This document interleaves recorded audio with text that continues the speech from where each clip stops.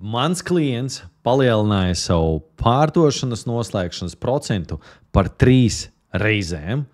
Kā viņš to izdarīja? Nu, lai viņš izstāsta pats, atklāta saruna, nekas nebija sagatavots, jautājumi un atbildes tev būs interesanti. Un viņš iespējams sāka pelnīt tik daudz naudas, ka viņš pat nevēlējās atklāt savu īsto identitāti. Klausies, nu ko?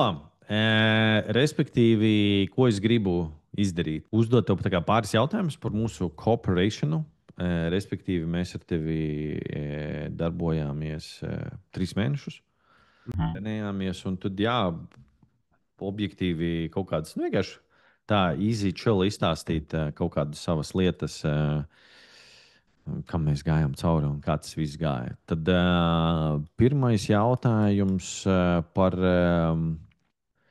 Nu jā, par to, kāpēc vispār izskatīja tādu tā kā sales trainingu. Bija kaut kāds, kāpēc vispār kurā brīdī tu saprati, ka vajag kaut ko bišķiņ labāk sākt pārdot? Mēs jau iepriekš tur trenējāmies, un tā kā tev ir arī diezgan liela pieredze vispār pārdošanā, darbojies ar Jeremiju kopā, domājām, kāpēc ne. Tās jau tomēr zināšanas ir, un to jau neviens nevar atņemt. Tad, principā, pamatā lieta bija tāda, ka gribēji, kāds nospēlēja to, vienkārši gribēji turpināt sales education, tad trenēties, jā? Tas bija viens, jā, un mēs beidzām ar darboties, un tad jūs tur ar Kristupu sākāt runāt, un tas, kā tu viņam jau tur to ideju piespēlēji, tas arī tur uzrunāja Kristupu, viņš ar mani sāk runāt, un jā, tas tā normāli nostrādāja arī. Atceries, kas specifiski tur bija, pa ko bija runa? Jā, tu uzdevi viņam tur jautājumus, un liki viņam pašam pastāstīt, kāpēc viņam vajadzētu cemiņus. Ok, tad kaut kāda pārdošanas jautājuma nostrādāja. Nu, labi, nebez tā.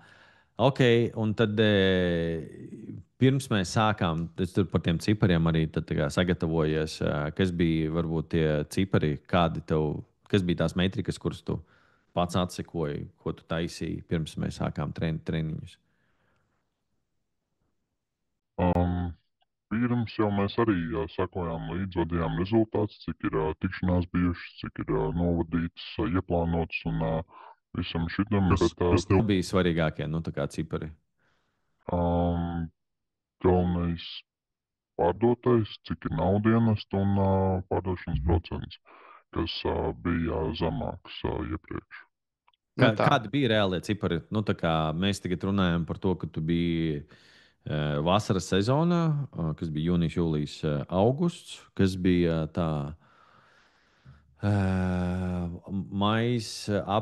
mārts, aprīlis, maijs. Kādi tev cipari bija aprīlī, martā, aprīlī, maijā, un kā bija pēc tam tos 3 mēnešus? Man bija martā man bija 54 novadītas tikšanās. Ievāktā nauda, tas gan bija kopā, bet vispār bija 17 tūkstoši. Bet tas bija ieskaitot ar Kristapu arī. Viņš tur vadīja kaut kādas tikšanās. Un tas pārdošanas procents bija 4%. Un tad pavasaru, tad pa tiem 3 mēnešiem, kad mēs darbojāmies? Un tur tālāk aprīlis, maijs bija 3 un 5%. Tad jūnijas bija 14, jūlijas 17, un tagad es skatos par pagājušo mēnesi 23. Tas ir noslēguma procents, jā? Jā, noslēgtie darījumi. Tad tikšanos skaits apmēram tāds pats bija, tur plus mīnus. Mazāks. Pagājušajā mēnesī bija 32 novadītas tikšanās. Jūlijā bija 26. Un salīdzinot pret tiem pirmajiem 3 mēnešiem, cik tur bija vidēji? Vidēji 45, 50 tikšanās. līdzīgi, varbūt tur maziņš kritums, 10-15%. Tad kāds pieaugums ir par closing tieši procentā pa šo laiku apmēram? Plus mīnus 10%. Tad no tur 5% uz cik? Uz 15%? Vidējā. Okay. Jo tad, kad tu sāki, tad, kad pirms tu tā kā sāki vispār trenēties ar mani, un te tā kā pateici Kristapam, ķipa, varbūt tur kaut ko vajag. Varbūt kaut ko sāksim tur tā kā gatavot ar Raivi. Ja? Kas bija varbūt tās bažas? Es nezinu, ķipa, varbūt kas bija tās lietas, kuras tu domāji, pats varbūt, nezinu, šitas man liekas. Šitas man rada šaubas. Kā tev pašam liekas? Tā grūti pateikt. Nu, es jau nezinu īsti, kas ir tas ideālais scenārijs. Mēs jau tā arī, kā mēs augam, tā mēs mainām. Personīgi. Nu, tā kā tu tad, kad tev nāca ideja par to, ka tu varētu veltīt tā kā savu laiku, lai trenēties ar mani, tev bija tāds, es 100% esmu all in, don't care, tipa man vienalga, ar ko es esmu, vai tomēr tev bija tāds, vai bija kāds bija varbūt tas skepticisms, varbūt tā šauba, jo tā, ja tu saproti, pa ko es prasu. Tā kā, ko potenciāli vajadzētu uzlabot, kas man radīja tādu šaubu pašā procesā iepriekš. Par uzlabošanu tas nav. Vienkārši tad, kad tu kad parādījās ideja pirms 3 mēnešiem, tur Kristaps tev pateica, Klau, varbūt varētu ar Aivi trenēties. Tu bez šaubām saprati, ka tas ir kaut kas tāds, ko tu darīsi, vai bija kaut kas tāds, ko tu sēdēji un tāds. Kaut kā šeit izskatās. Viņam tā kā gaida, šis ir latvietis. Es nezinu, vai es ar latvieti gribu strādāt. Kaut kas tāds nebija. Okay. Es uzreiz, kā Kristus man pateica, davai maucam. Tad bija tas, kad tu vēl teici, ka man pašam arī vajag investēt tajā. Tad, tur nebija nemaz nekādas domas. Ok, labi. Forši par labi, ka to pateici. Labi, tad kas ir varbūt tas tāds, kas ir tā lieta, ko tu, tavuprāt, top lieta, ko tu labākā lieta, kas tavuprāt, kas notika šos 3 mēnešu laikā, tavuprāt? Pateicoties tam, ka mēs trenējāmies kopā. Man bija tāda viena diezgan laba atziņa, manuprāt, tā no paša sākuma jau, kad es nevaru gaidīt kaut kādu mega rezultātu pēc tam follow-upā, ja es neesmu visu izdarījis mītiņu laikā. Tā bija tāda viena, kas man vispār palikusi atmiņā. Un tādas galvenās lietas jau arī par to pašu Discovery, kad tur jau tam ir jābūt kā pamatam visam mītiņam. Jo labāks tas būs, jo es lielāku to vajadzību parādīšu tam klientam, to reālo situāciju, jo labāk sanāks. Nepārnāk. Okay. Bija kaut kādas lietas, varbūt, kuras tu nevarēji izdarīt pirms mēs sākām trenēties, un tad, pateicoties treniņiem, varbūt tu kaut ko iemācījies un tagad dari viegli? Jā, tad pārsvarā jau vispār komunikācija ar klientiem. Tagad viņi, manuprāt, ir daudz tādu brīvāk.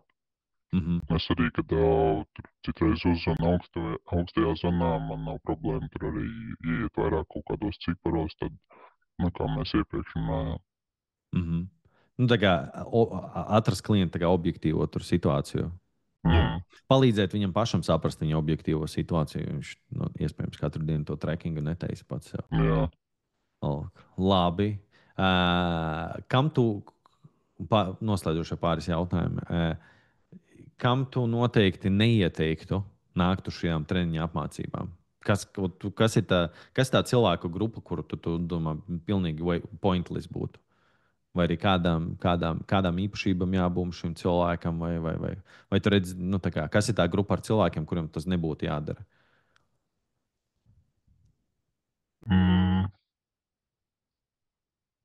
Tā ir grūti pateikt. Es pat nezinu. Tie, kas nekā nevēlās dzīvē sasniegt. Bet tur jau arī, tur jau noteikti arī ar jautājumiem var saprast, kāpēc viņš negrib, varbūt viņam ir kaut kāda trauma bijusi, un tāpēc viņš negrib. Okay. Kam tavuprāt noteikti būtu iespējams jānāk trenēties ar mani? Kādiem cilvēkiem? Tie, kas grib pārdot vairāk. Tie, kas grib uzlabot pārdošanas rezultātus. Okay, super. Nu labi, tad atklāt atgrieztiskā saitē. Un noslēdzošais jautājums, vai tu man atļauj izmantot šīs sarunas ierakstu, lai es viņu publicēju online, lai kāds cits iespējams varētu iedvesmoties no taviem rezultātiem? Laikam, ka nē. Kāpēc? Var paprasīt? Es nezinu, es negribu. Nu, labi, nav problēmu. Ieblurosim tevi un izgriezīsim ārā šos sensitīvos datus. Tad neviens nezinās, ka tas esi tu. Okay. Tā mēs varam vienoties. Lūk, tā. Nu, labi. Forši. Tad paldies par to, ka tu arī iedevi man feedbacku. Nu, ko, manuprāt, cienīgs rezultāts no tāda darījuma noslēgšanas procenta uz reiz 3. Tāpēc, ja tu neesi tas, kurš sēdēs uz rokām, tas, kurš ķendēsies, neko nedarīs, un gribi ņemt rezultātus savās rokās, vai arī vismaz procesu, cik daudz mēs tur vispār varam to rezultātu paņemt rokās un mainīt savu pārdošanas pieredzi un iespējams arī rezultātus, tad sazinies ar mani. Te zemāk būs links un tiekās, lai tev jaudīga diena!